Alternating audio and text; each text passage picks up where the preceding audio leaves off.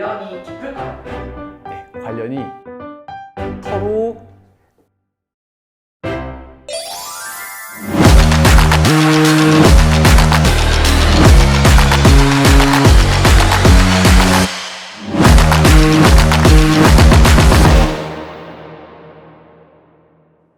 안녕하세요, 테스형입니다. 오늘은 필라테스를 시작하는 사람이 가장 어려워하는 주제를 가지고 왔습니다. 네, 말해주십시오. 필라테스의 호흡과 코어에 대해서 얘기를 해보려고 하는데요. 필라테스를 처음 할 때 알려주는 거는 어떤 게 있을까요? 필라테스 처음 할 때 알려드린 거는 첫 번째로 호흡법, 그리고 두 번째로 내가 그동안 쓰지 못했던 근육들을 쓸 수 있게 하는 사용법이에요. 이거 두 개를 간단하게 설명해 드리면, 첫 번째로 호흡법 같은 경우에는 내가 어떤 것에 집중을 하고 있다든지 아니면은 내가 극한으로 스트레스를 받고 있는 상황이라든지 이럴 때는 숨을 쉬기가 어려워요. 운동 도중에 숨을 멈추거나 아니면 숨이 잘 안 쉬어지는 경험 해보신 부분들이 꽤 있을 거예요. 그런 호흡을 올바르게 할 수 있게, 호흡을 올바르게 해야 몸의 긴장도가 떨어지고 동작들을 더 원활하게 할 수가 있어요. 그래서 호흡법을 첫 번째로 가르쳐 드리고요. 다만 몸의 긴장이 너무 강하신 분들에 한해서 호흡법을 잠깐은 건너뛰고 운동을 먼저 진행한 다음에 그 다음에 호흡법을 들어가는 경우도 있어요. 그리고 두 번째, 내가 몸을 올바르게 쓰고 있는지를 체크하는 거예요. 저번 시간에 알려드린 것처럼 골반 불균형, 그리고 나의 어깨가 틀어져 있다든지 아니면 내가 특정의 이상한 이런 버릇이 있다든지 그런 것들을 빠르게 체크해서 알려드리기도 합니다. 그럼 호흡을 매 동작마다 해야 되는 건가요? 네, 맞습니다. 호흡을 매 동작마다 당연히 해야 되고요. 물론 경우에 따라서는 호흡을 잠깐 멈췄다가 진행하는 호흡도 있고, 또 펄스 호흡이라고 해요. 숨을 한 번을 마시고 입으로 푸푸 하고 내쉬는 호흡도 있어요. 그건 동작마다 차이가 있기 때문에 그 동작에 맞는 호흡법이고요. 기본적으로는 호흡은 항상 코로 깊게 들이마시고 입으로 천천히 내쉬는 호흡을 선행해 주셔야 됩니다. 근데 호흡이 익숙하지 않으면 잘 안 되는데 그럼 운동에도 영향이 가나요? 네, 운동의 영향이 갈 수밖에 없어요. 먼저 인간의 가장 기본적인 동작이에요, 호흡은. 코로 숨을 마시고 입으로 숨을 뱉는다는 동작을 제약을 걸어버리거나 아니면 너무 잘해야 된다는 부담감에 이 동작에는 마셔야 해, 이 동작엔 내쉬어야 돼, 그렇다고 하면 오히려 동작이 부정확하게 나와버려요. 호흡을 기본적으로 잘 하시는 분들이라면 그걸 좀 더 정확하게 할 수 있게 지도를 해드리지만, 만약에 그 동작이 선행되지도 않을 뿐더러 잘해야 된다는 부담감이 쌓이고 쌓이면서 호흡이 오히려 더 부정확해지시는 분들이 있어요.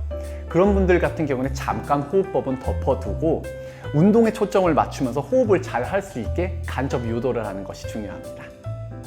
그럼 필라테스 호흡을 했을 때 좀 좋은 점이 있을까요?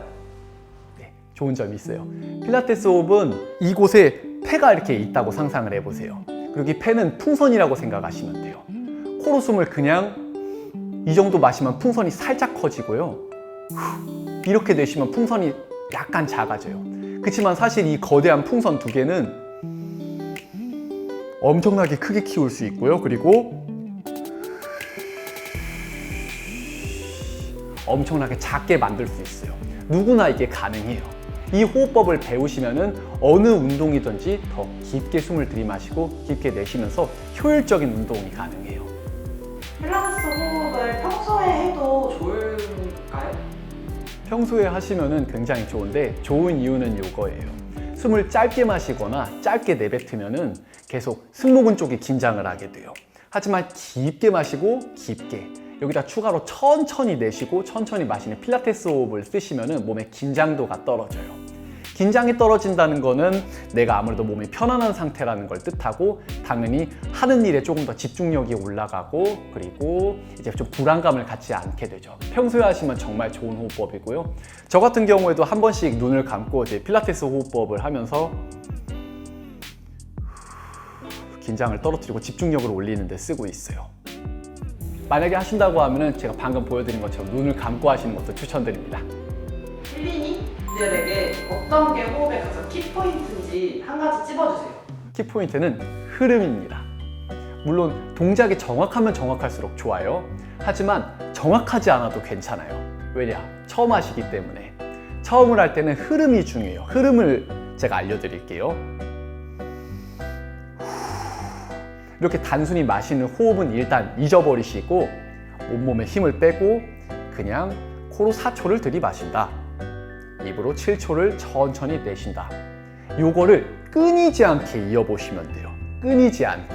예를 들어서 하나, 둘, 셋, 넷, 하나, 둘, 셋, 넷, 다섯, 여섯, 일곱. 조금 딱딱해 보이지 않나요?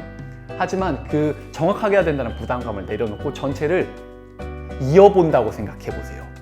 하나, 둘, 셋, 넷, 하나, 둘, 셋, 넷, 다섯, 여섯, 일곱, 하나, 둘, 셋, 넷 이런 식으로요. 아마 필라테스 경험이 있으신 분들은 선생님들의 이런 말투 그리고 약간 이렇게 얘기하는 화법 자체가 원, 투, 쓰리 이런 느낌이 아니라 원, 투, 쓰리 이런 느낌인 거를 아실 거예요. 흐름이 중요하기 때문이에요. 키포인트는 흐름입니다. 네, 그러면은 필라테스 호흡법에 대해서 알려주실 수 있을까요? 그럼요. 네, 필라테스 호흡법에 대해서 설명드릴게요.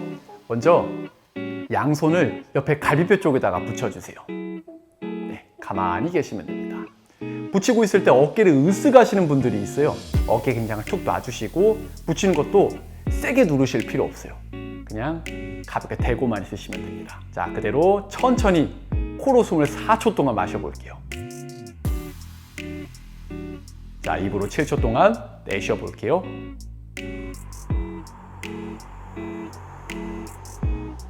스탑. 몸통이 살짝씩 위로, 옆으로, 그리고 뒤로, 앞으로 커졌다가 작아지는 느낌이 드시나요? 그러면 이번에는 4초 동안 마시고 10초 동안 숨을 빼볼게요. 10초.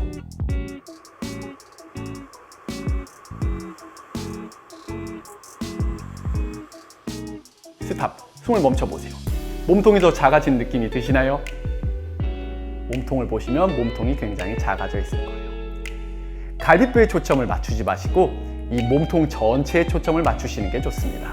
손을 가볍게 가져다 댔을 때 숨을 4초 동안 마시면은 숨이 폐 속으로 들어가면서 몸통이 살짝 커지는 느낌이 들고요.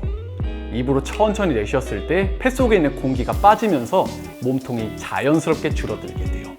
결국에는 이 폐 안에다가 공기를 얼마나 집어넣는지 얼마나 공기를 빼내는지가 중요하고요. 그 과정에서 갈비뼈는 자연스럽게 커지고 닫아지게 되는 거죠. 몸으로 보여드릴게요. 천천히 4초 동안 마셔볼게요. 입으로 7초.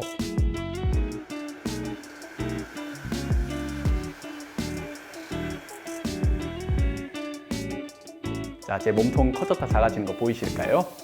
갈비뼈에 초점을 맞추지 마시고 이 폐 속에 신선한 공기가 들어갔다가 다시 나오는 거에 초점을 두시면 갈비뼈는 알아서 작아지고 알아서 커지게 되고요. 그 갈비뼈는 앞뒤로도 그리고 위아래로도 대각선 방향으로도 커졌다가 작아지게 됩니다. 거대한 풍선을 생각하시면 돼요. 그리고 그 풍선은 저희 왼쪽 가슴, 오른쪽 가슴에 2개씩 있고요. 이게 폐라고 생각하시면 돼요. 갈비뼈보다는 폐에 초점을 맞추시고 즐거운 호흡하시길 바라겠습니다. 필라테스를 시작하는 사람들이 가장 많이 듣는 단어가 호흡 다음은 코어예요. 여기에서 말하는 코어의 정의는 뭘까요? 네, 먼저 코어의 사전적인 정의는 중심을 뜻해요. 핵심. 우리 몸의 핵심은 여러 군데로 잡을 수 있지만 필라테스에서 말하는 핵심은 힘의 근원을 뜻해요. 힘의 원천. 그래서 필라테스에서는 그 부분을 파워하우스라고 합니다. 힘이 뿜어져 나오는 곳을 뜻해요.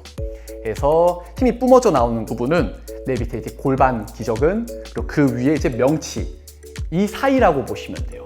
이 사이를 필라테스에서는 코어라고 하고요. 이 코어는 조금 더 저희가 확장할 수 있고 더 줄일 수도 있어요. 그럼 코어가 없는 사람도 있어요? 코어가 정확하게 말씀드리면요. 다 있지만 아예 쓸 줄을 모르는 사람들은 있어요. 그래서 코어를 쓰는 방법은 정말 여러 가지고 사람마다 다르게 접근을 해야 되지만 누군가는 굉장히 사용법만 알려줘도 잘 쓸 수 있고요. 누군가는 굉장히 어렵게 정말 힘들게 접근해서 겨우겨우 쓰시는 분들도 있어요. 개인 차이가 이렇게 많이 나요. 하지만 코어의 근육을 그만큼 잘 쓴다는 소리는 다름 아닌 몸을 반듯하게 세울 수 있다는 뜻이에요. 앞서 말씀드린 것처럼 힘의 근원이에요. 힘의 원천이고요. 그 힘이 뿜어져 나오지를 못한다면 몸이 무너지게 돼요. 이런 걸 코어가 무너졌다고 하고요. 그 힘이 뿜어져 나온다면은 몸을 반듯하게 세울 수 있죠. 억지로 이렇게 일으켜 세우고 긴장을 하는 게 아닌 그 힘의 근원에서부터 몸을 반듯하게 이렇게 일으켜 세우는 거예요. 그럼 코어가 있으면 복근이 있는 건가요? 코어는 앞서 말씀드린 대로 핵심이에요. 그리고 복근은 앞에 달려 있죠. 내가 복근의 팩을 키우고 싶어요. 그렇다면 여러분들 할 수 있는 복근 운동 뭐 있죠? 윗몸 일으키기가 있고 싯업이 있고 그리고 그 외에 레그레이즈나 크런치 여러 가지 복근 운동들이 있죠. 복근 운동을 너무 과하게 해버리면은 오히려 허리 근육들이 약해지고요. 그리고 복근에 쥐가 자주 나게 되고 심지어는 소화불량까지 일어나게 돼요. 복근과 코어는 똑같은 근육이라고 볼 수 있지만 전혀 아닙니다. 코어의 안에 들어있는 게 복근이에요. 그래서 복근만을 단련을 하고 싶으시다 하시면 크런치라든지 레그레이즈 이런 운동들이 굉장히 좋을 수 있지만 결국은 복근, 허리 안에 있는 심부 근육들 이 모든 것들을 다 포괄한 코어를 운동을 하셔야 훨씬 더 건강한 몸을 만들 수 있어요. 그럼 뚱뚱한 사람은 코어가 없나요? 오히려 조금 체중이 있으신 분들이 뚱뚱하신 분들이 오히려 더 코어가 튼튼한 경우가 있어요. 왜일까요? 무거워서. 맞아요. 네. 체중을 지지해야 하기 때문에 그 체중을 지지하기 위한 근육들이 더 생기게 돼요. 그래서 보통 체중이 무거우신 분들은 오히려 코어 근육을 잘 쓰시는 분들이 많아요. 그럼 아까 말씀해주신 것 중에 코어가 무너진다라고 말씀을 해주셨는데 이 코어가 무너진다라는 건 정확하게 어떤 걸까요? 네, 코어가 무너졌다. 자세가 바르지 못하다는 뜻이에요. 보시면은 허리를 이렇게 꺾고 다니시는 분들도 코어가 무너졌다고 볼 수 있죠. 그리고 약간 이렇게 휘어지신 분들도 앉았을 때 이쪽 같은 경우에는 잘 앉아지는데 이쪽은 약간 앉을 때 불편하고 허리가 아프고 이런 분들도 코어가 무너졌다고 볼 수 있어요. 앞서 말씀드린 이제 인체의 핵심 파워하우스에서 힘을 잘 뿜어내지 못하고 있기 때문이죠. 그럼 평상시에도 코어를 좀 단련을 해야겠나요? 평상시에 코어를 단련을 해주시면 좋지만 사실 여러분들이 알고 계신 스쿼트 그리고 윗몸 일으키기 이런 모든 동작들도 다 인체의 중심인 파워하우스를 쓰는 운동이에요. 물론 그 운동에 더 특화되어 있는 게 필라테스의 운동법이기는 하지만 평소에 자주 하시면 당연히 좋고요. 그걸로 부담감만 가지지 않으시면 됩니다. 그럼 지금 내가 코어가 얼마나 있는지 확인할 수 있는 방법이 있나요? 네, 그럼요. 간단한 동작 하나 준비했는데 그 동작으로 한번 체크해 볼까요? 네, 먼저 코어의 조절력을 테스트를 해볼 거예요. 버드독이라는 동작이고요. 이렇게 내발기는 자세, 손은 어깨 너비, 다리는 골반 너비, 옆에서 봤을 때 디귿자의 모양이 나오게 이렇게 준비해 주세요.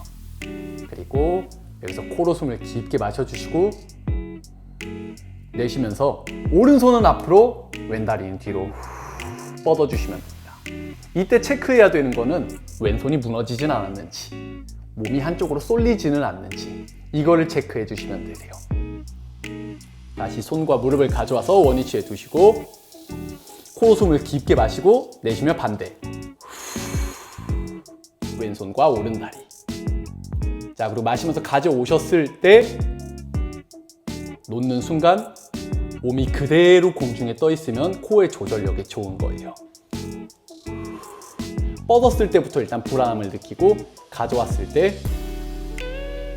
몸이 이렇게 돌아오는 느낌이 크게 든다면 코어의 조절력이 조금 약하다고 볼 수 있습니다. 앞에서도 한번 보여드릴게요.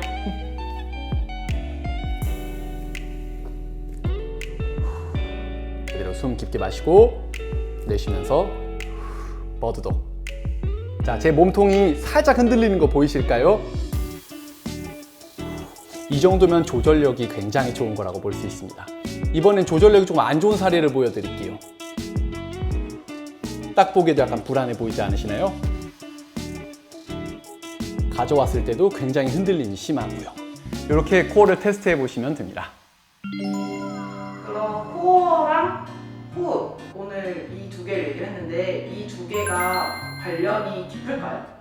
네, 관련이 깊고요. 그리고 서로 같은 관계라고 보시면 돼요. 쉽게 말씀드려서 코어는 좋고 호흡은 안 좋고 이런 관계는 성사될 수 없어요. 코어와 호흡은 동등하다고 보시면 되고 다 똑같은 관계예요. 숨을 잘 쉬어야 코어의 근육들을 원활하게 쓸 수가 있어요. 그리고 코어의 근육 4가지. 이제 밑에 받치고 있는 골반저, 그리고 복횡근, 그리고 다혈근, 그리고 횡격막, 이 네 가지 근육을 더 잘 쓸 수 있게 해주는 게 호흡이고요. 호흡을 이렇게 잘못 쉬는 것만으로도 그 근육을 제대로 쓸 수 없어요. 결국은 호흡과 코어, 이 두 가지는 항상 동시에 이루어져야 한다라고 보시면 됩니다. 헬스장 그럼 오늘 호흡이랑 코어에 대해서 알아봤는데 마무리 멘트 부탁드릴게요. 먼저 호흡, 코어, 듣기만 해서는 조금 어려울 수 있는데 사실 쉽게 말씀드리자면은 내 몸을 전체를 구성하는 여러 기능 중에 하나일 뿐이에요.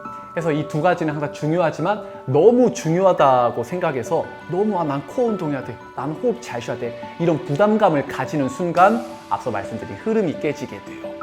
물론 코어 운동 중요하고 그리고 호흡 중요하지만 너무 정확하게 하려는 것이 아닌 기초부터 차근차근 계속 움직여 주시면서 운동을 몸에 숙달을 시키고 내 몸 안에 있는 근육들을 더 쓰는 방법을 배우시면서 차근차근 나가도록 한번 운동해 보시면 좋습니다.